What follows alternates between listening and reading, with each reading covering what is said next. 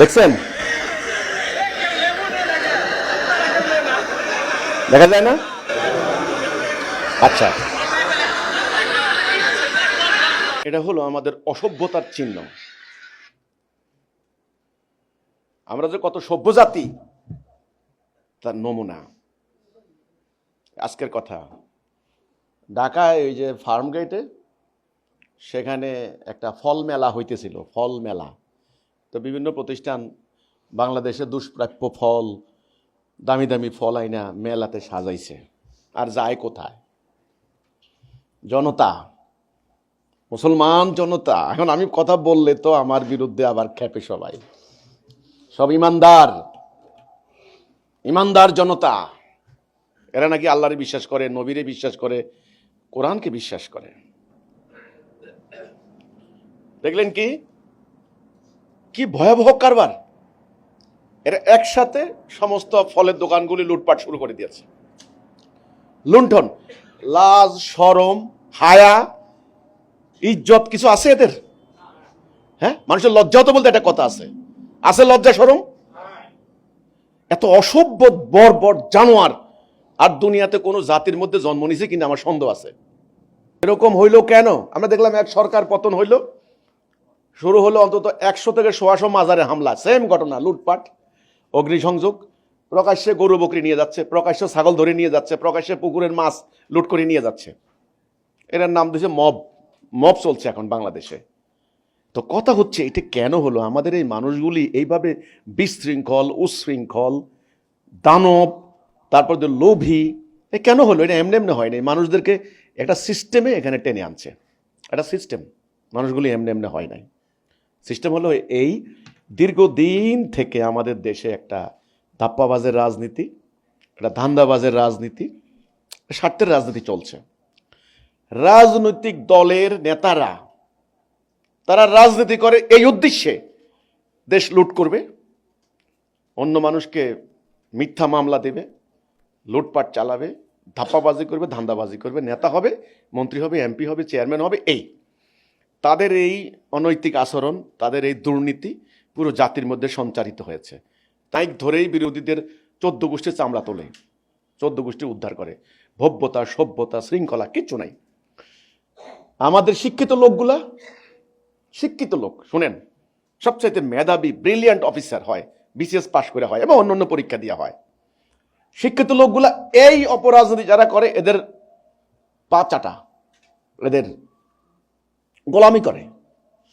দেখেন ভয়ঙ্কর ঘটনা, গতকালকের ঘটনা। গতকালকে উত্তরায় একজন নির্বাচন কমিশনার কি মনে করেন? যারা বাংলাদেশের আমলাতান্ত্রিক সিস্টেম জানেন তারা জানেন, 5-6টা বাংলাদেশের সাংবিধানিক পোস্ট বলে, এটাকে বলা হয় কনস্টিটিউশনাল পোস্ট, মানে সাংবিধানিক পদ। এর মধ্যে নির্বাচন কমিশনার একটা। অনেক টপ লেভেল ইলেকশন চলাকালীন এই নির্বাচন কমিশনারের ক্ষমতা এতখানি থাকে, সরকার বলা চলে, সরকার, তাদের কথায় ডিসি চলে, এসপি চলে, সেনাবাহিনী চলে, সব চলে। নির্বাচন কমিশনার কি নাম? নুরুল হুদা। উনি একজন মুক্তিযোদ্ধাও নাকি ছিলেন। আচ্ছা, যাই হোক, এই ভদ্রলোকের কি করলো, ঘর থেকে টেনে এনে জুতার মালা দিয়া, জুতা দিয়া গালের মধ্যে পিটাইয়া পাবলিকে, পাবলিক বলতে কোনো দলের নাম আছে, যাই হোক, এদেরকে ইয়ে দিয়ে দিচ্ছে। এই যে পরিস্থিতি কেন হলো? ইজ্জত, সম্মান, মান কারো আছে? বলেন, কারো আছে? মান, ইজ্জত, সম্মান কারো আছে? নির্বাচন কমিশনার মানে বিশাল একটা আমলাতান্ত্রিক পোস্ট, বিশাল পোস্ট। বিচারপতি মারা হচ্ছে, পুলিশ প্রধান হেনস্থা করা হচ্ছে, কলেজের প্রিন্সিপাল, মাদ্রাসার প্রিন্সিপাল। আমরা 2 দিন আগে দেখলাম একটা হিন্দু, এক নাপিত আর নাপিতের ছেলেরে ধরে এনে রাস্তায় কি মাইর, ওর নাকি উনি নাকি ওই মহানবীকে অবমাননা করছে। যাই হোক, সেটা সত্য মিথ্যা যাচাই করা যায়নি। তো অবমাননা করলে তো তোমরা এটা করতে পারো না। হচ্ছে এটা কি? আমার প্রশ্ন হচ্ছে এখানে, আজকে যখন পুরো মুসলমান জাতি সারা পৃথিবীতে স্তম্ভিত, মানে বলা চলে ভীতকম্পিত, আড়ষ্ট, নত জানু, হতবাক, ভীত সন্ত্রস্ত, এত মানে 200 কোটি মুসলমানের প্রায় 23.5 কোটি বর্গ মাইল যাদের ভৌগোলিক এলাকা, 55টা রাষ্ট্র, খেলাখেলি কথা না। আর 27,000 বর্গ মাইলের একটা ইয়াহুদি রাষ্ট্র, মাত্র 90 লাখ হবে মনে হয়, পুরা ইসরায়েল হিসাব করে 80-90 লাখের বেশি হবে না। সারা দুনিয়ার ইহুদিদেরকে একত্রিত করলে 1 কোটি, 1.5 কোটি বা 2 কোটি হবে, এর বেশি না। পুরা ফিলিস্তিন ধ্বংস করে দিল, কথা নাই কারো, নত জানো। পুরা ইরান, এত বড় ইরান, প্রায় 16.5 লক্ষ বর্গ মাইল, 10 কোটি ইরানি জনগণ, শিয়া বলেন আর যাই বলেন, শেষ করে দিচ্ছে প্রায়। এত বোমারু বিমান ধ্বংস করছে। আজকে মুসলমান এদের প্রযুক্তি, এদের আগ্রাসনের সামনে যেখানে কথা বলতে পারছে না, আর ভিতরে আমরা এই যে মারামারি, খুনাখুনি, লুটপাট, লুণ্ঠন, মানে কি একটা লানতের মধ্যে মুসলমান জাতি পড়েছে। এটার কারণ আমি সংক্ষেপে বলতে চাই।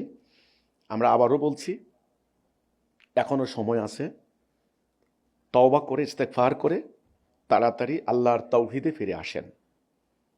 একমাত্র আল্লাহকে একমাত্র এলাহ হিসাবে মানার অঙ্গীকার, ঈমান, লা ইলাহা ইল্লাল্লাহ, এবং আল্লাহর দেওয়া জীবন ব্যবস্থা প্র্যাকটিস করেন, আল্লাহর এই দ্বীন প্রতিষ্ঠার জন্য জিহাদ করেন, তবে পরিশুদ্ধতা আসবে।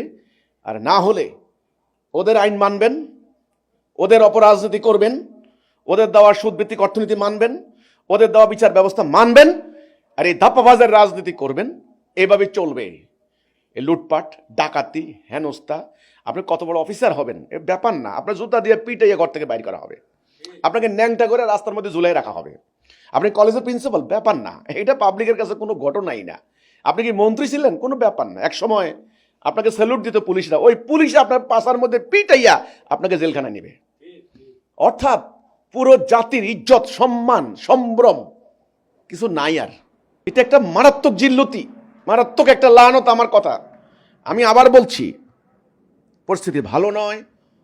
ভেতরে, আমাদের ভিতরে এই হানাহানি, আর বাহিরে মায়ের, সব জাতির মায়ের খাচ্ছি। এই পরিস্থিতির হাত থেকে রক্ষার জন্য একমাত্র আল্লাহ ছাড়া সম্ভব নয়। আল্লাহর পক্ষ থেকে সত্য দিন, দ্বীনুল হক চলে এসেছে। আপনারা তওবা ইস্তেগফার করে তাড়াতাড়ি আল্লাহর তাওহীদে আসুন। মানুষের তৈরি এই ব্যবস্থা বাদ দিন, ধাপ্পাবাজের রাজনীতি বাদ দিন, এই ধান্দাবাজের রাজনীতি বাদ দিন।